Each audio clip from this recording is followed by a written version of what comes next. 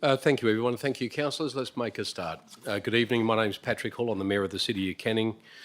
I declare the agenda briefing of Tuesday, the 6th of September 2022 open. The time now is 6 p.m.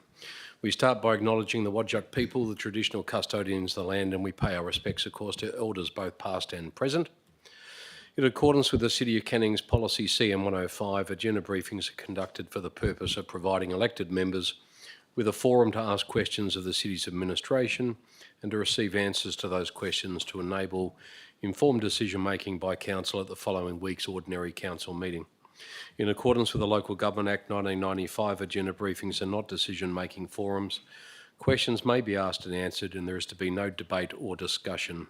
Questions must be specifically relevant to the item being discussed.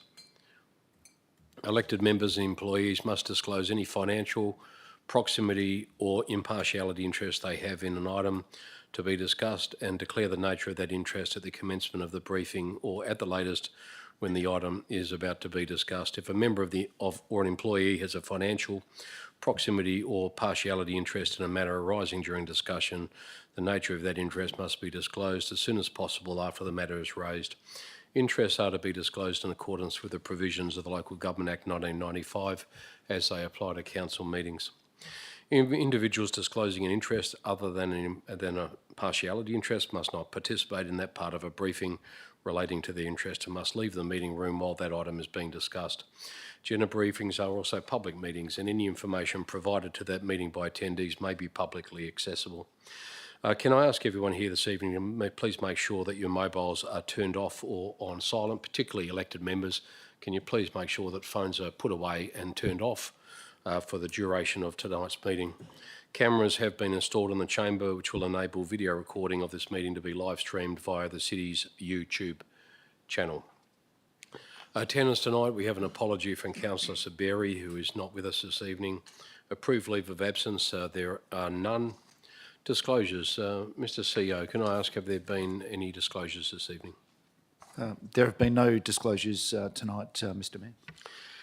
Thank you, Mr Littleton. Therefore, at items 3.1 and 3.2, declarations of impartiality and declaration of interest, financial or direct, there are none. Question time for member of the public. Is there anybody here who'd like to ask a question of us? Question time is now open. I'd just like to say that any questions taken on notice will be noted in the ordinary council meeting agenda. If there are no questions, we shall move on then to deputations. A deputation has been approved from Ms Margaret Adams. Hello Margaret, how are you? Nice to see you here. From Ferndale regarding report CC 051 of 22. That report being land tenure matter number 22, lot 502, Carey Way in Ferndale. And that regards Fountain College out that way. Ms Adams, would you like to come forward please? Just introduce yourself to the meeting which is being live streamed, and please go ahead with your deputation. You have up to 10 minutes. We'll just make sure that microphone is on. You've got a red light, you're off. Hi, I'm Margaret Adams. I've lived in the city for some 40-something years, and I represent the Ferndale Residents Association. Thank you for allowing me to speak on this topic this evening, and I thank the officers who worked so hard to produce a favourable report on accepting the 40-year lease as offered. I won't bore you tonight with the facts and figures, but I'd like to impress the amount of stress and anxiety this whole on-off development of the area has caused to the residents. It was a dark day for Ferndale when the decision was made to change our lifestyle without consultation to the immediate neighbours. Our school was the heart of this area. Buildings which were paid for by the community were bulldozed without our knowledge, and these could have been utilised with our blessing by Fountain College. Following this, every time a chainsaw started, we'd rush out to see what was going on. Historically, this area has always been public space, shared equally with the school and community. Many of us have lived in Wisteria Way and Carey Way for 40 plus years. My husband and I actually bought our block and started building in 1973. Not sure if that makes us pioneers or not. Currently, the area along Wisteria Way is an absolute mess. I'm sure that the locals would dearly love to help clean it up and see it restored to the neat area it used to be. Carry Way has had some improvement. Thanks must go to those residents who gladly offered to plant and maintain some of the greenery on top of what the council has done. I know a lot of people within Canning want and ask for the world, but all that we in Ferndale hope for is that this one can once again be the space used for T-ball training, kicking a soccer ball about and meeting up with friends for a picnic. Feedback from the neighbours regarding the space is simple, nothing fancy. Some restoration of the bush forever will attract many birds in our area, and it would be incredible to see the black cockatoos back in the numbers of yesteryear. Last Sunday, we had a driveway do in Wisteria Way, and all asked about the oval and all showed support for the proposal tabled here tonight. How fabulous would it be if in 2023 we could hold the next street gathering on the oval? We would like our community restored. To those who know me, know I'm very emotional about this small patch of grass, and it has been 10 years of stress and worry, and I trust this council, the council that so many Ferndale residents fought so hard to retain, sees this as a great opportunity for our community to grow, share and enjoy. Thank you for listening, and I trust you will see this as a positive move for all of us as it secures a future for our community space. Thank you. Thank you very much for coming down, Ms Adams, and it'd be remiss of me to say thank you very much for your work in the community over many years. It's noted. Just in regards to item 5, items brought forward for those in the public gallery, we already have a matter that's being brought forward, which is the Local Government Advisory Board ward boundary is first cab off the rank, and we have a gentleman here to assist with that. But I will bring forward, since you're in the gallery, Ms Adams, I'll bring forward report CC 051 of 22, land tenure matter number 22 in brackets lot 502 Carry Way in Ferndale. I'll just bring that forward, governance, if you don't mind. So that'll be up in just a few minutes.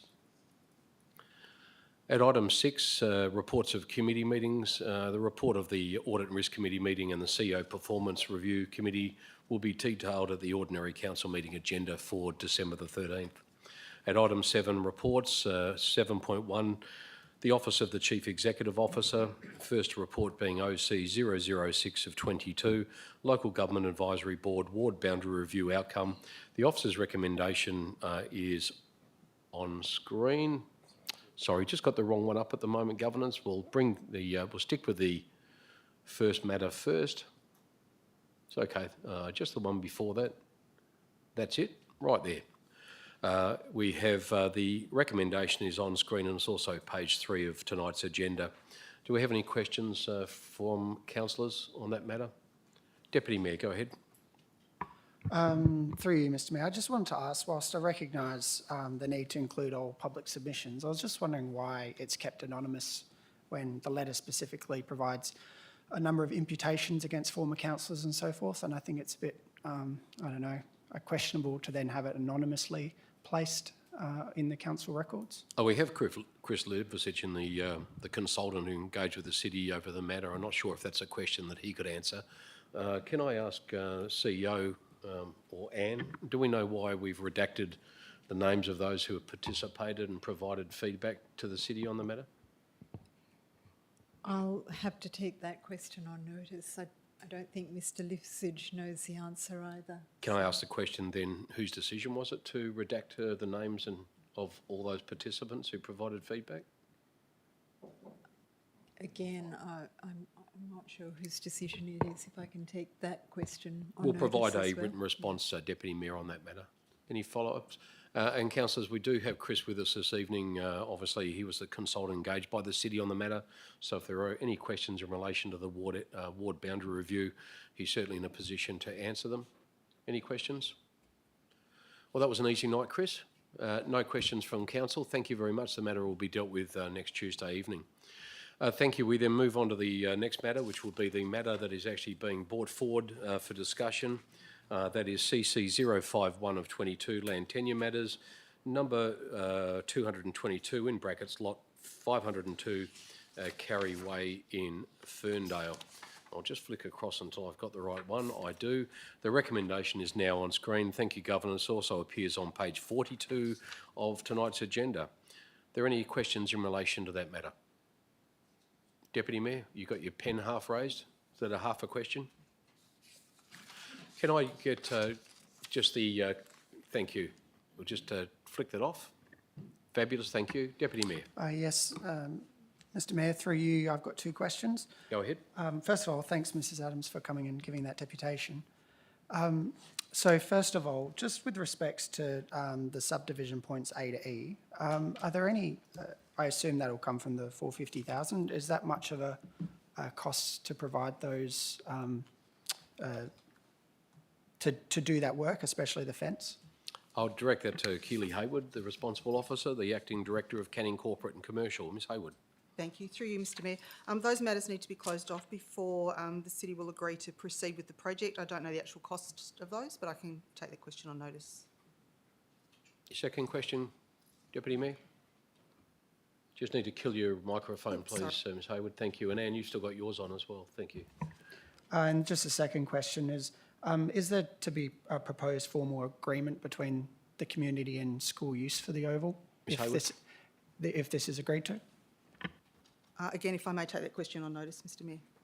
You're talking about like a management order like we've done at Canning Vale Oval for the Canning Vale Primary School, that sort of agreement? Yeah, well, my understanding is it will be our oval, but it's adjacent to the school, so, well, through a lease. But will there be an arrangement with respect to when the school can use it and when the community can use it? Okay, thank you. We'll take that matter on notice and we'll get back to you with an answer. Any further questions on that item? Councillor Amanda Spencer-Teo. Thank you, Mr Mayor. Through you, this may need to be taken on notice, but the play provision strategy... Can I hear a phone ringing? Can we just stop the meeting for a moment? Is that a phone? Councillors, you're asked to turn your phones off. Can we put them away or turn them off, please? Thank you. Continue, Councillor Spencer-Teo. Thank you. Just with respect to the play provision strategy, identifies that a new parcel of public open space will be required to meet the demand of this area in 2026. Would this particular parcel of land then meet that criteria, or would we in the future be looking for other parcels of land for public open space? Ms Hayward, are you in a position to answer that question, or is there somebody better positioned to answer it? If I could take that on notice, Mr Mayor. Can take that on notice unless there's another director here able to answer that question. No, we'll take that on notice. Anything further? Any further questions? Councillor Bain, thank you. Thank you, Mr Mayor. Just a handful of questions, if I may. Would it be possible to provide another copy of the draft subdivision plan for elected members? The one that's provided is a bit fuzzy with the details, please. A clearer copy? Yes. Yeah. Can we see if we can get hold of a clearer copy and distribute that? Thank you. Councillor Bain? Yeah, what are the city's proposals or plans for the $50,000 quarantine for the conservation area? Ms Hayward, the plans for the $50,000 quarantine for the conservation area? You're looking at Director Bowe. I am. Director Bowe? Yeah, thank you, Mr Mayor. Once the land tenure arrangements are finalised, we'll undertake an engagement process with the community, not only in relation to the development of the park and likely installation of play equipment, but the other public open space that will be conveyed as part of the subdivision. Thank you. Councillor Bain? And just on the back of that question, will the city work with the Bannister Creek Catchment Group to improve the environmental value of the conservation area? I know that they have expressed a keen interest in working with the city on that parcel of land. Director Bowe? We can certainly engage with that group, Mr Mayor, yes. Okay. Yes, we certainly can. And does the city intend to replace the turf that's at the site currently, noting community concerns about the amount of prickles there? Director Bowe? We haven't given it any consideration at the moment, Mr Mayor, but we can take that on notice and as part of the engagement, the utilisation of the land, its potential shared use with the adjacent school can all be considered once the tenure is sorted. Yeah, I think once the lease is actually signed, once it goes through council and there's a council decision on it, then those matters will be considered. Councillor. That's all, thank you, Mr Mayor. I just wanted to thank Ms Adams for her contribution tonight and all her hard work. Thank you. Okay, yep, thank you very much. Noted on the minutes, thank you. Any further questions on that item before we move on? None. Thank you, councillors. We revert back to normal business in the agenda, as listed in the agenda. We go back to OC 007 of 22, council meeting dates for 2023. The recommendation is on page 19 of the agenda. Thank you, governance, and are now on screen. Any questions in relation to those meeting dates? None. Thank you. We'll move on then to Councillor Bain. Go ahead. Thank you, Mr Mayor. Has the city, or when does it anticipate the annual general meeting of electors will take place? I think we've already got a date for that, haven't we? Yes. Can I ask you to just use your microphone? Yes, sorry, the meeting has been fixed for the 31st of January 2023. Hasn't been advertised yet, but I don't think it's been advertised yet. It hasn't been advertised. Hasn't been advertised yet, but the date's been set, 31st of January. Thank you. Reports now at item 7.2 from Ms Keely Hayward, the Acting Director of Canning Corporate and Commercial. We've dealt with one of them. We'll go back to the agenda, which is CC 049 of 22. And this report is new lease, Axicom Proprietary Limited, Lot 506 Velgrove Avenue in Parkwood. The recommendation is on page 23 and is also on screen. Thank you, governance. Any questions in relation to that matter? None, thank you. We will move on then to the new lease at Riverton Leisureplex Cafe, being CC 050 of 22. The recommendation is on page 31 of tonight's agenda and is also on screen. Any questions in relation to the Riverton Leisureplex Cafe? Councillor Bain first, then I'll go to the Deputy Mayor. Councillor Bain. Thank you, Mr Mayor. Will the candidate who is successful be required to continue electronic-only transactions, or can they use cash? Ms Hayward, is that part of a broader policy position by the organisation? Can you answer that question? My understanding that it is. I'm wondering if Mr Adewale might be able to offer something in that. Mr Alawala, you may not have heard the question. It was in relation to the cafe at the Leisureplex. Oh, sorry, I thought I heard Adewale. Oh, sorry, I did, yes. Mr Ellis, are you able to provide some answer to that question in relation to cash being reintroduced at our Leisureplexes? Sure. Thank you, Mr Mayor. Good evening, everyone. That would be a decision for the operator to determine. They would be the ones handling the cash, taking the cash. And so I don't believe that the city would guide that process. It would be their decision. So the position is that it would be left to the operator to deal with whether they use cash or cash-free? Thank you. Mr Mayor. Just one more, Mr Mayor. The evaluation panel commented in regard to the cafe life in the methodology criteria that it did not address the library, and thus was given a score of 8, not 9. What does address the library mean? Ms Hayward, or sorry, Mr Ellis? Thank you. Through you, Mr Mayor. Within the criteria, there was a section where interested parties could address specifically how they intended to service library patrons or not. And the assessment panel, the criteria you have in front of you, show that they didn't detail it specifically, though it would be within everyone's interest for the city and for the operator to service those customers. Thank you. Deputy Mayor? I've got two questions, but one's regarding the lease terms, so it's probably best asked via email. Just a second question. Why has the comms plan not been developed, given that we're making a public decision on it right now? Well, to next week. Ms Hayward? I'm sorry, I will need to take that question on notice. Do you want to, you'll have to take the question on notice. Deputy Mayor, you're going to follow up with your second question in relation to the lease. You'll take that offline and email that through to the relevant director. Thank you. Any further questions?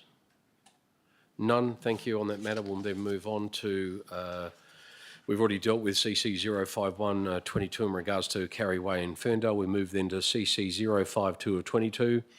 Title of the report is Late Item Monthly Financial Report for November 2022. The recommendation is on page 2 of the late item agenda and is now on screen. Councillors, are there any questions in relation to the financial report? Deputy Mayor? Just with respect to the commentary on the delays with the CCTV, it cited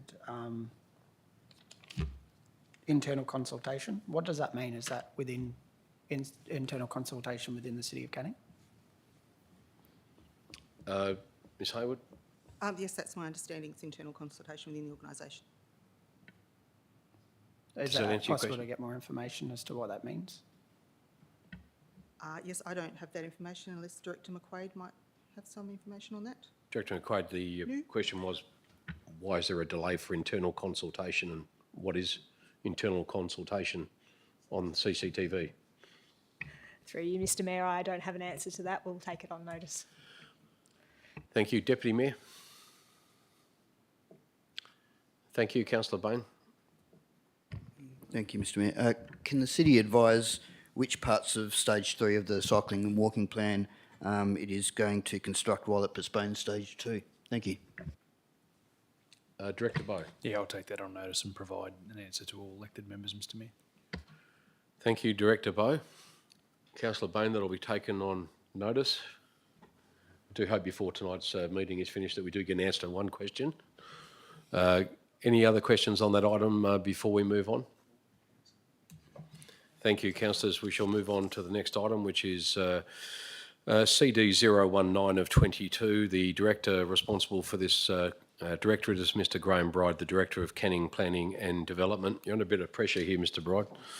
The recommendation is on page 53 of tonight's agenda and is on screen. Councillors, any questions in relation to that scheme amendment? Deputy Mayor? Thank you, Mr Mayor. Through you to Director Bride. I recognise the additional uses are under the former TPS 40, but are there any other current uses that aren't accommodated currently in the industrial area? Like, obviously, there's a whole eclectic mix. There's fitness, there's jungle gyms, there's all sorts that I imagine wouldn't be considered under light industry. Was there anything further that could be added through this amendment, or have you simply decided to include what was previously allowed under TPS 40? Director Bride? Yeah, through Mr Mayor. Those uses you talked about in terms of jungle gyms and martial arts come under a definition called private recreation, which is accommodated for under the light industry zone. We sat down with the Department of Planning officers to work out, of the additional uses, what would be reasonable. They've got a concern about land use conflict. So we went through the use class table, and we think the 4 that we're proposing will deliver what some of the residents or landowners in that area are wanting, which is the consulting rooms, medical centre and restaurants are reasonably popular. There's a few landowners that want to pursue that land use. So we're pretty comfortable with the 4 that we've picked, but obviously when we go out to consultation, residents can put forward additional land uses if they believe that we're missing 1 or 2. But we think for a short-term fix, the land uses put forward are quite reasonable. Deputy Mayor, follow up? Through you. So previously a resident had an issue with increasing the amount of office space there, but I see in the report that office is a use that's actually quite large within the industrial area. Is that a permitted use? Director Bride? Yeah, through Mr Mayor, no, an office would be only an incidental use. So if it's combined with a predominant use, so for example, there might be say an air conditioning workshop. You might have a workshop out the back with an associated office attached to that use. So that's the only instance. Having an office standalone in that precinct is currently not permitted. Deputy Mayor, anything further? I don't have it in front of me, but I swear office was a large use in the area. Is that incidental? Director Bride? Through Mr Mayor, that certainly we had a conversation with a number of landowners around the office land use. I haven't got the land use table open, but I'm very confident it's not permitted or it's incidental rather than a discretionary or approved use. But I'll double check that and if that is incorrect, I'll update everyone. But I'm pretty confident. Thank you.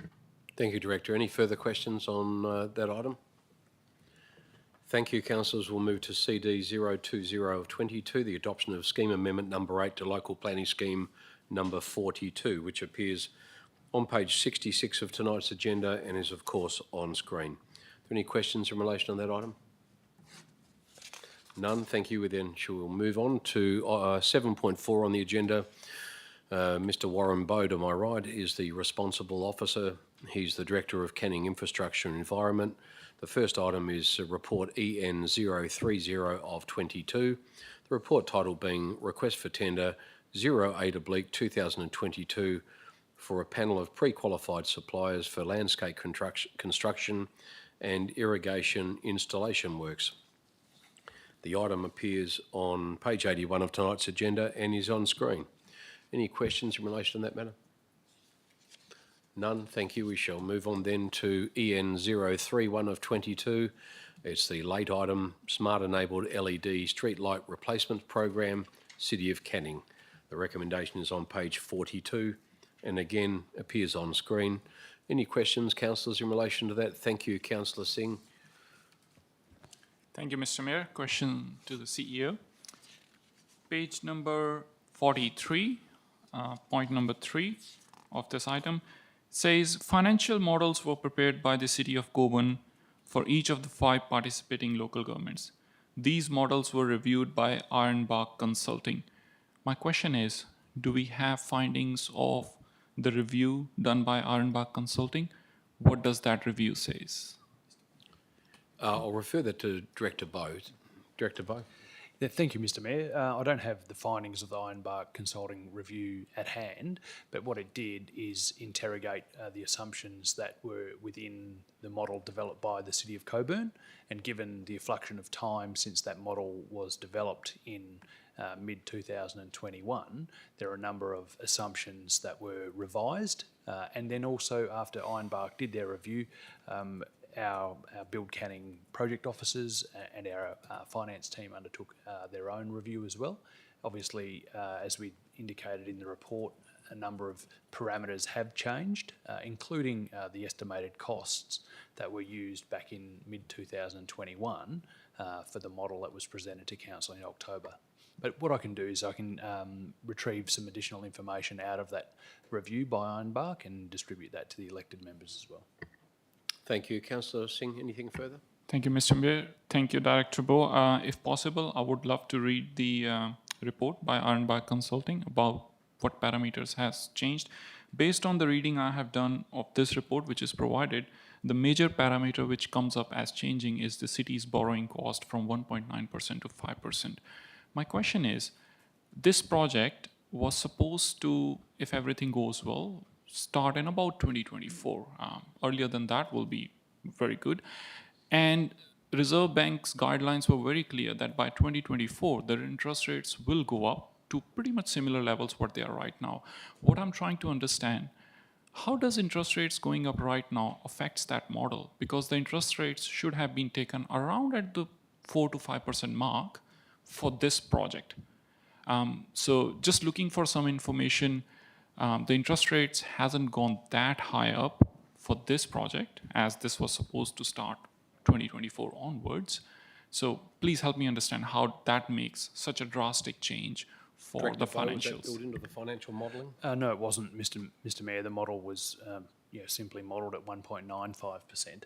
It wasn't modelled, as I understand it, on a forecast increase, notwithstanding that there was an expectation that interest rates would move, but the information presented and the model presented and developed by the City of Coburn used the 1.95%. As a result of the changes since that time and since Council's decision, we reviewed the model and programmed in a number of different parameters to work out what the payback period would be and then therefore what the break-even point would be at that particular time. So we didn't identify a number of different, the Coburn model didn't identify a number of different inputs in the interest rates, sorry. I think in fairness, I might be wrong, CEO, but I think at about that time, didn't the Reserve Bank Governor come out and say there would probably not likely be any rate rises for 3 years, and now he regrets that highly, so it wasn't included, is the answer to the question at that time, Councillor Singh. Can I just... Yes, CEO. Yeah, thank you, Mr. Mayor. I think there are a couple of other parameters that have caused the city to reconsider the financial, the economics of the agreement that had been presented and prepared. So it's just not the increase in interest rates that have changed, but it's also some of the uncertainty around ongoing tariff rates and the costs associated with managing the smarts that were a functional element of the LED rollout that was being contemplated. So that's the sort of work that we needed to understand, and the goal has been to try and get clarity in cost so that those things could be better understood going forward. As yet, we haven't been able to get those elements, and that's been the work that we've been doing with the consortium to try and de-risk the project as much as we possibly could. We still haven't got those guarantees, and that's why, given we're now being asked to commit, that we're coming back and saying to council, we think that we can achieve the functional requirements that were proposed by the trial without necessarily being part of the consortium, which is the recommendation that's in front of you today. Councillor Singh. Thank you, Mr. Mayor. Thank you, CEO. Some further questions. The recommendation currently says to change the resolution, which was done last year by the council, and a business case will be presented to the council.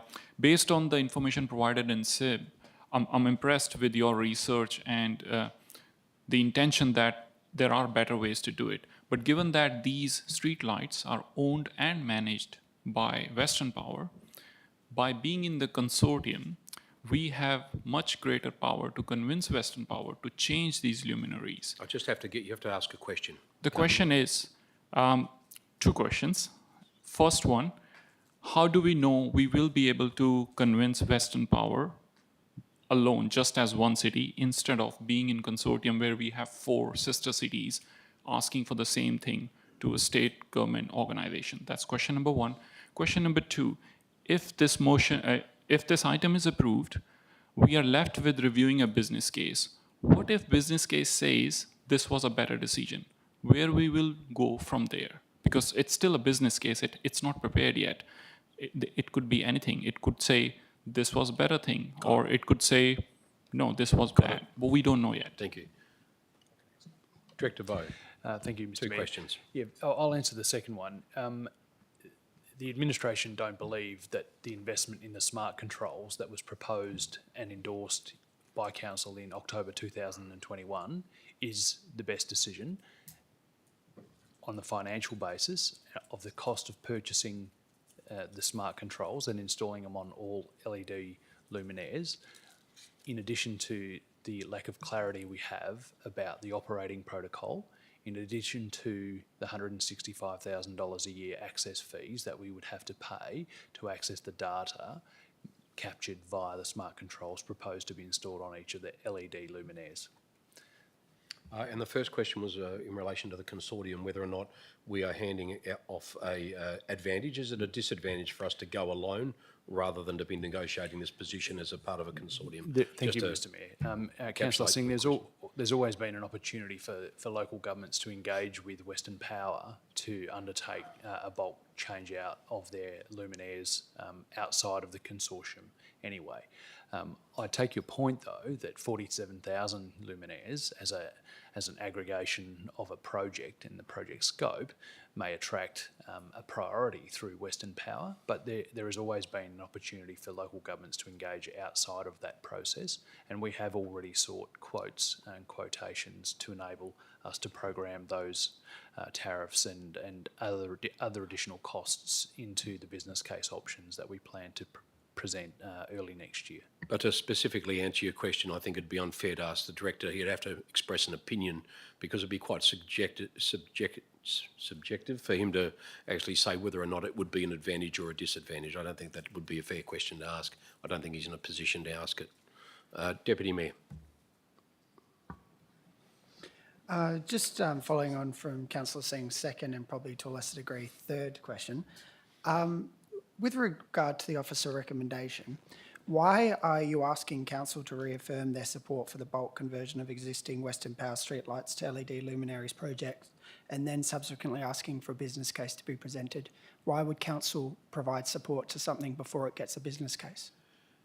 Director Bowe. Thank you, Mr. Mayor. That was simply in response to the discussion at last week's strategic issues briefing, where there was concern expressed that the administration was walking back from the council's commitment to undertake the bulk conversion. It was in addition to the report and to the recommendation to give certainty that we would continue to progress with the bulk LED conversion, and that the number of options that we would present would be done based on the revision and update of all the assumptions, inputs of the financial data, and all of the other variables that will need to be input into the business case. So I don't. That wasn't the intention of the recommendation. The intention is to ensure that council and the administration believe that we need to progress the project, but a different delivery methodology and different options will be presented as to how we achieve that. Deputy Mayor? You happy with that? Well, I get perfect comfort that you're looking at it by point 3, the fact that we're requesting a business case presented to this SIB. I don't think in terms of governance, good governance, that we would commit support to something before we've even received a business case on it personally. Thank you. That's not a question, so we'll just move to Councillor Singh. You had another question, then I'll come back to Councillor Jacobs. Councillor Singh. Thank you, Mr. Mayor. Last one. Exactly as Deputy Mayor mentioned, it will be very nice to see the business case. So my question is, do we have any levers to pull that we could delay this commitment and have the business case prepared and presented to council? Then we make a decision whether we want to pull out from consortium or not. Director Bowe. That would be entirely council's decision, Mr. Mayor. However, working with the consortium as we have since October last year, the consortium and their membership and the development of the agreement, which is in the attachment to this report, is nearing a gateway for this particular project. The administration are of the view that participating in the project with the smart enabled controllers is not the best pathway forward. As a result, we think it's appropriate to advise the consortium that we would not be participating with that element of the project. And there are, in dealing with the consortium, there has been other expressions of interest from other local governments who wish to potentially take up the city's position or the capacity in delivering the 47,000 luminaire changeover. So we believe it's appropriate to give some certainty to the consortium. Sorry, Councillor Jacobs. I've got a few questions. Thanks, Mr. Mayor. Point 20, page 44. In the event that a bulk streetlight conversion project progresses, a legal agreement between the participating city and Western Power would be required. So my question is, if we sort of piss off Western Power and make things walk away from this, would they sort of be like, well, okay, fine, does that complicate that? I mean, are they obligated to have an agreement with us, or they can just play us for fools for many years? Western Power obligated to deal with us is the question, I think. I don't believe they are, Mr. Mayor, but the city has a strong relationship with Western Power. The city and Western Power have delivered significant underground power projects. The city was identified for the Network Renewal Underground Power Pilot, which has transitioned to the Targeted Underground Power Project. I can't answer that question on behalf of Western Power, but we have been in contact with them. We have sought quotations to enable the business case and the options to be progressed and developed, but I couldn't answer it, Mr. Mayor. Any further questions, Councillor Jacobs? I have a few written down here, thanks, Mr. Mayor. The second one, Councillor Singh mentioned it, the interest rates. I think my understanding from the answers that we got from the CEO and the director was it's our best guess 5%, but if the project's going to start, say, 2024, the interest rates could be at 2024 levels. There's nothing, we could, in effect, come back in 2 years and say, oh, we need 7%. I mean, it's just possible. a question. We don't know. We don't know. How long's a piece of string? We don't know what's going to happen. We don't know. So we're saying it's 1.9% a year and a half or a year ago. It's 5% now.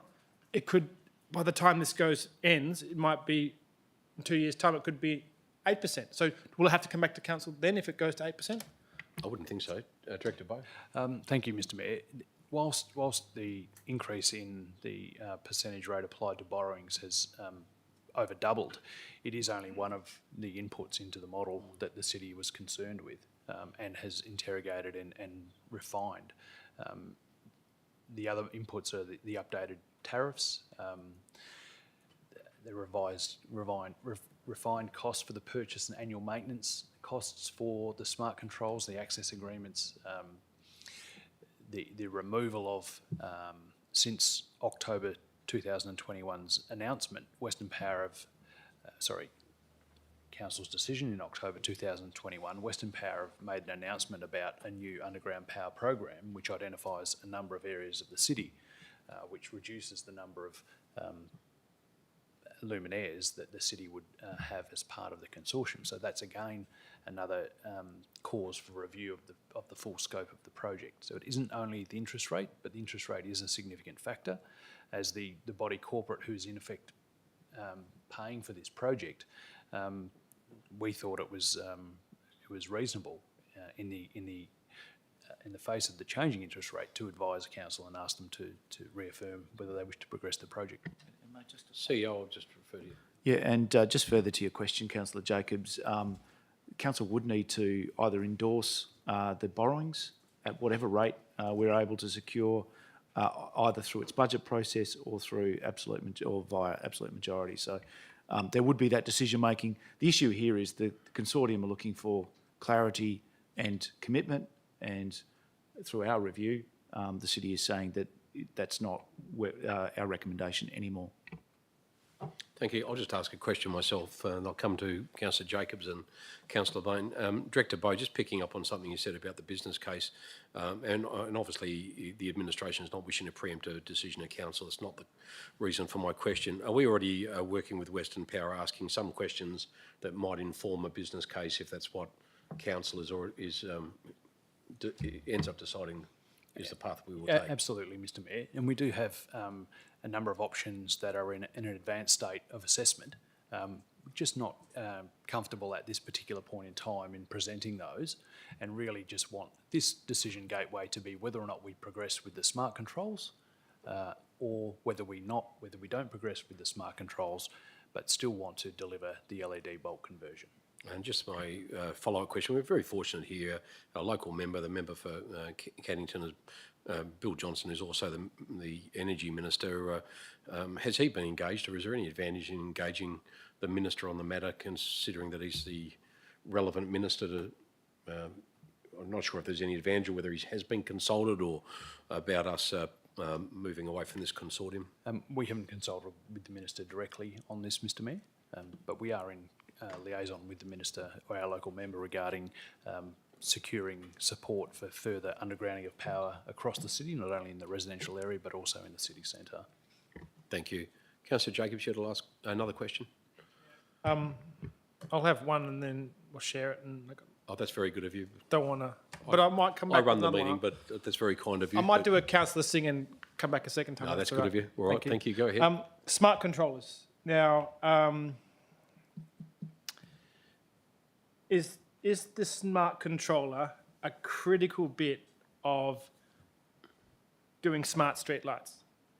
Are we taking the smart out of smart street lights by trying to do away with the smart controller?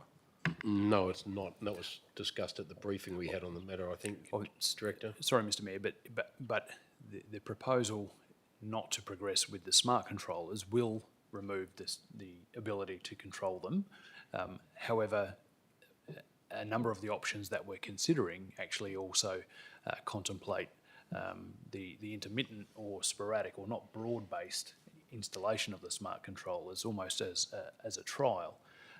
So we can, see how they operate. We can mine the data. We can utilise the data. We could potentially, we'll be able to monitor the energy consumption for them. We just don't believe that the $1.6, $1.7 million of investment of the smart controls on every LED luminaire is the way forward at this particular point in time. That was discussed at the briefing, though. There was a question about whether we can just have a small pilot area to trial that, and the answer was that yes, we can.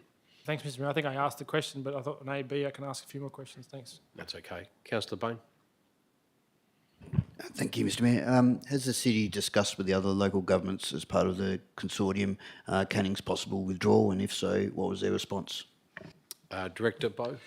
Yes, we've been in ongoing discussions with the consortium and Western Power about the agreement that was drafted and was submitted to the city probably around 6 months ago. And that agreement has been the subject of negotiation, and final feedback on it warranted the inclusion of Synergy, given that they will be applying and administering the tariffs related to the smart control and the access and the energy consumption associated with this particular project.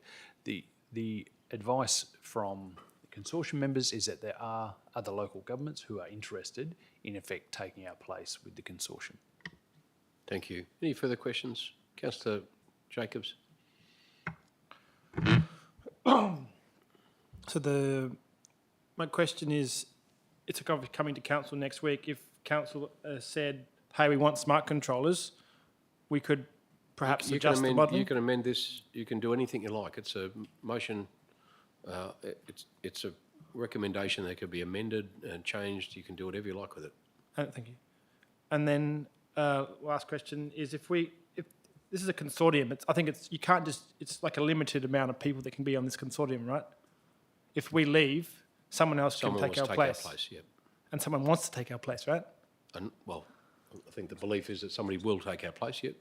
And then this consortium, are they going to be doing smart sensors? I think you have to be on there everyone's going to be doing smart sensors on this consortium, right? Director Bo, that's the point of it, isn't it? They'll all be, Yeah, that's correct, Mr Mayor. And in fact, the agreement that's the attachment to this report, it obligates the city, if we had progressed and executed the agreement and then decided to remove ourselves and not want to progress the smart controllers, the city would then be obligated to recruit another local government into the consortium to take out 9,000 luminaires. I guess if I could, Mr Mayor, just in addition to Councillor Bain's question, prior to the report being published on Friday, I contacted my colleague at the City of Melville, who's been in fact leading the consortium, advised that the report was to be published and advised that the recommendation was as is in the agenda, and I'd forecast that with him a couple of weeks ago as it was. Thank you. Any further questions? None. Thank you, councillors. Councillor Singh, and you look so excited too. I've never seen a hand shoot up so far. Councillor Singh, go ahead. Thank you, Mr. Mayor. Another question on this item. Smart Streetlights Pilot Program Agreement. So I believe this is the agreement which binds all the participants together in the consortium.